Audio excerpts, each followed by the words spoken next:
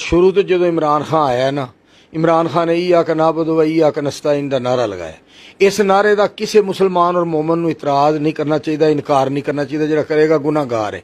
दूसरी बात है, उन्हें नबी पाक सल्लल्लाहु अलैहि वसल्लम की अजमत और इज्जत की गल हर फोरम पर की है और उन्हें बहुत ज़्यादा नबी पाक सल्लल्लाहु अलैहि वसल्लम नूं इस मामले के अंदर सराया है और एहतराम और अदब की बात की। और नाल उन्हें कहा है तमाम दूसरे ममालक नूं जिहड़े नबी सल्लल्लाहु अलैहि वसल्लम की अजमत के कायल नहीं, उन्हें कहा कि अगर तुसी नबी अलैहिस्सलाम की ज़ात पाक के बारे कोई गल करोगे, खाका बनाओगे, सानू तकलीफ होएगी, असीं इस बात को कतन बर्दाश्त नहीं करांगे। इन्हां चीज़ों की हर बंदे ने हमायत की है। अगरचे उस बंदे दे मनसूबे प्लानिंग बड़ी लंबी चौड़ी सी करन दी, ओदी तोड़ ना चढ़ी, ओदी मनसूबे पाया तकमील तक पहुंचण देंदे 5 साल दे विच ओह कुछ ना करदा, फिर अज जो भी कह सकते सा असीं कहिंदे, हुण असीं तां नहीं कहिंदे। सानू अल्लाह तो डर लगदा कि वह कोई अच्छे मनसूबे तकमील तक पहुँचाना चाहता सी ते ओहदे पहुंचने ना नहीं दिते।